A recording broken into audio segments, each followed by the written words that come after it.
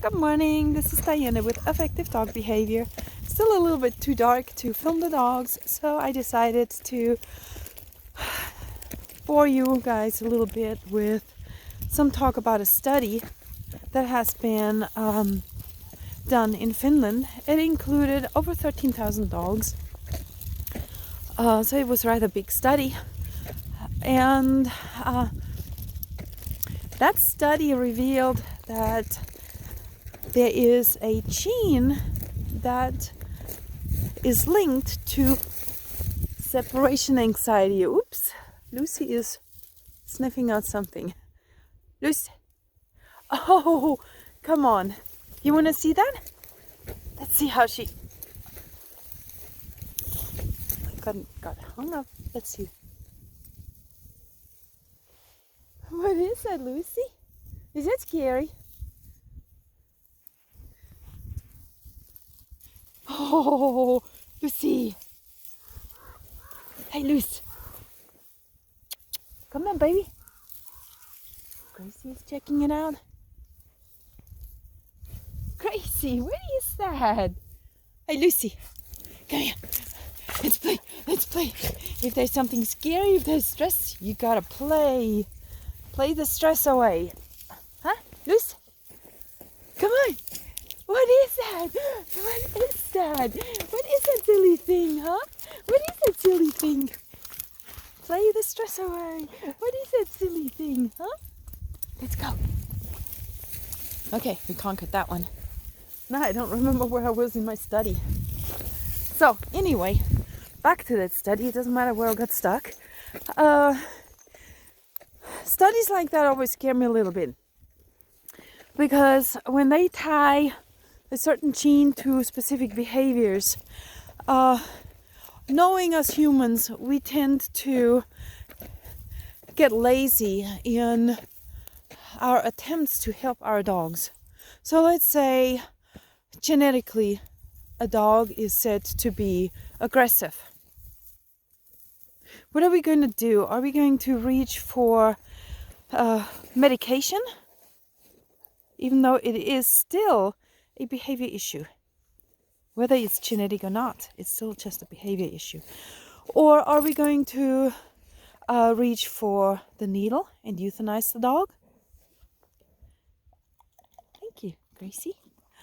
Or if it's a certain breed, are we going to eliminate a whole breed?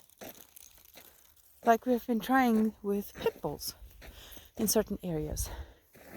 Or are we trying to fix it through different breeding, better breeding programs? Well, it looks to me like every time you're fixing one issue through breeding, through selective breeding, we are creating another issue. Short noses that cause breathing problems, cancers,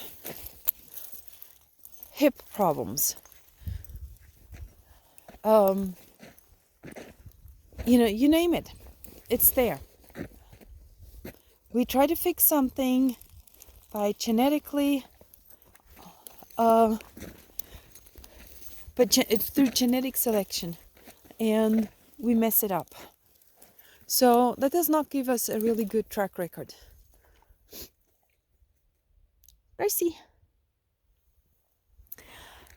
Another thing is,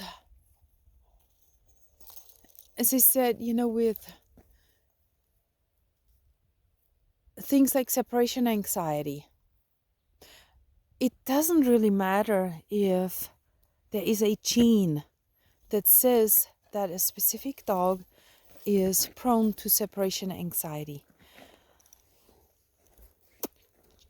Genetics are not written in stone.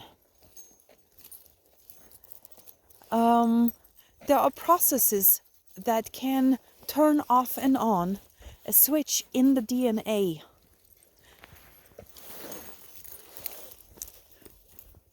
There are abuse, for example, can do that. Abuse can alter genetics. Anything can change your genes to a certain degree. It's what's called epigenetics. So genes, genetics are not written in stone. The other thing is, how do you know? How do you know unless you have the tests done that your dog is genetically predisposed to an issue? How do you know? You're just going to start assuming because you haven't figured out a way yet to fix it?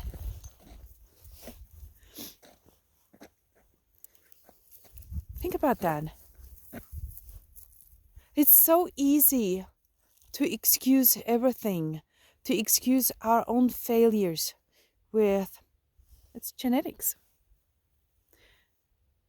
It's so easy.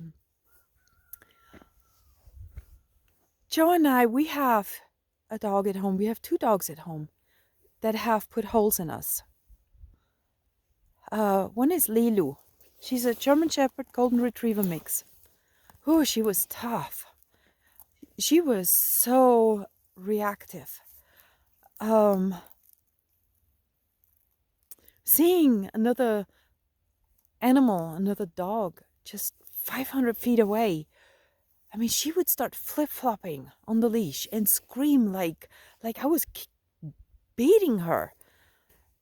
And in the house, our other dogs were not safe. She would, out of the blue, just attack them and put holes in their ears, grab them and shake them. And she would bite us.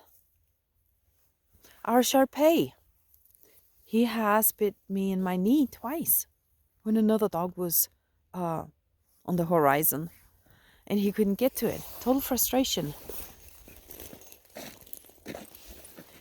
But guess what? I never put either one of them on medication.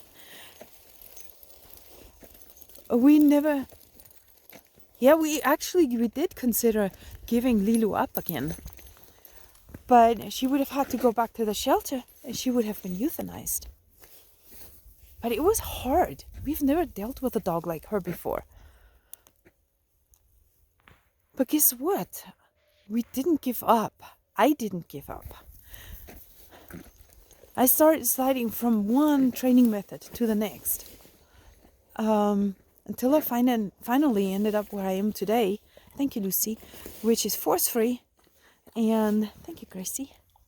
And I handle everything in a positive way. I'm not bossy. I don't even pull on leashes anymore. There are no corrections. And guess what? I started all this 4 years ago. We rarely had any incidences in those 4 years. We haven't eliminated them altogether. But it has gotten so much easier for me to read her and to help her be happier. And last year we just added another dog. It wasn't easy. We had to manage. And I'm not talking about the methods that I've used and so on. I'm talking about not giving up. Not blaming everything on genetics. Was she genetically predisposed? She could be, yes. Absolutely. Because she is so afraid of so many things, little itty bitty noises and the wind and strangely, not thunderstorms, but just little things. And she definitely has chronic anxiety. But that's where you just don't give up. You don't blame it on genetics. Even if there is a gene that makes her that way. That's beside the point. When you bring a dog in your life, you have a responsibility. You have a responsibility to become the best dog parent that you can possibly be. And you never stop digging. It's another life you're talking about. And genetics or not, when there's separation anxiety, there's a need that needs to be fulfilled. And in all honesty, Separation anxiety is part of a specific, is driven by a specific part in the brain that we all mammals are born with that. In affective neuroscience terms, it's called the panic grief system. For humans, sometimes it's called the sadness system, or just the panic system. It's the system in the brain, it's the circuit in the brain that helps us call out for help when we feel emotionally disconnected, when we feel physically alone, abandoned. It is an important part of the brain. It is part of the bonding process. So, of course, there is a genetic predisposition for separation anxiety. Of course, we all have it. You have it. I promise you, you have it. Go out with your dog, okay? Go out with your dog. Let your dog go off leash and let your dog run off. Some of you might get pissed off.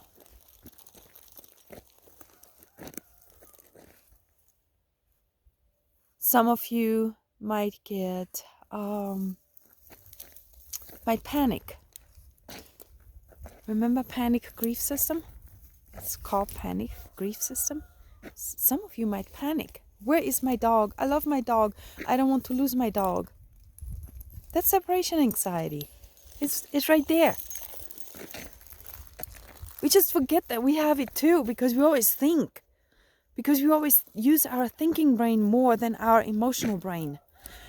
And we forget that we have an emotional brain.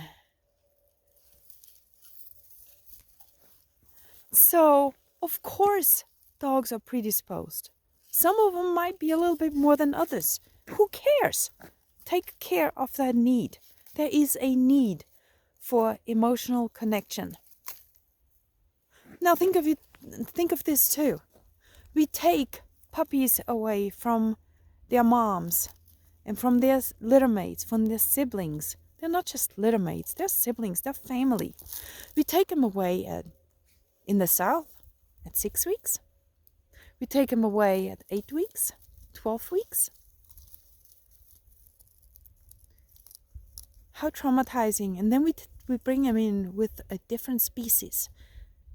And then many of us, we have to go to work. Yeah, we might stay at home for a few days. Maybe a weekend. Depends on your life. So we bring them home. And then we stick them in a cage because a trainer told us that this is how you potty train them. You stick them in a cage small enough so that they do not want to go. The puppy messes all over itself. All by itself, crying, hour after hour, crying. Finally, somebody shows up for lunch, checking on the puppy, letting the puppy out, hopefully cleaning up the cage. Then a puppy goes back in the cage, being left alone again, more crying. This crying is called separation call. When that separation call doesn't get answered, at some point, the puppy will go into a depression-like state. Sometimes we mistake this depression-like state for the puppy's getting used to it. But not really. The puppy's not really getting used to it. It's just a depression-like state. The brain is made that way. And then every once in a while, the puppy starts crying again, barking. If the puppy's older, if it's a juvenile, that dog might try to break out of the cage. It's a prison. We stick them in there. We take them away from their families at a very young age, and then we stick them in a cage. And then we leave them there. Lucy, let's go. And then we leave them there for hours. It's not uncommon. I read it all the time. Some people say, oh, my dog can handle it for 9 hours. 9 hours in a cage. 9 hours without interruption in a cage. Thank you, Lucy. Can you imagine that? But we talk about dogs that are predisposed genetically to separation anxiety.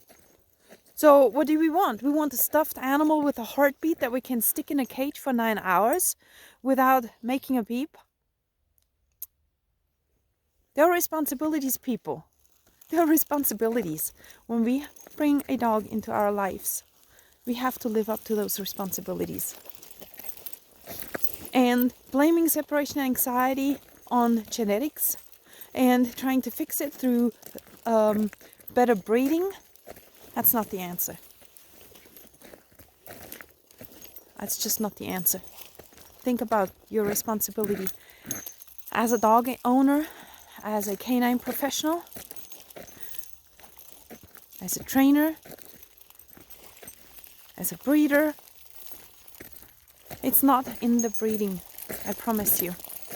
It's in helping your dogs feel safe with you in their ways.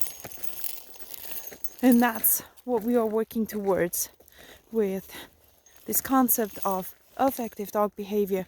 I have 5 rescue dogs in the house, including the 2 still that used to bite us. I have 5 large dogs in the house. They don't chew anything up. They don't mess in the house. I don't even own a cage. Separation anxiety? Guess what? Guess what? I give them what they need. I help them fulfill their needs, their emotional needs. I get out. You know, it was dark. In the summer, I get out before it gets really hot. That means sometimes I'm out when it's still dark. In the summer, that's very early in the morning. I help my dogs wherever I can. And I don't give up. I do not ever blame it on genetics. Because genetics can change. Your dog can change. The only one that needs to change to accomplish that is you. Thank you for listening. This is Diana with Affective Dog Behavior.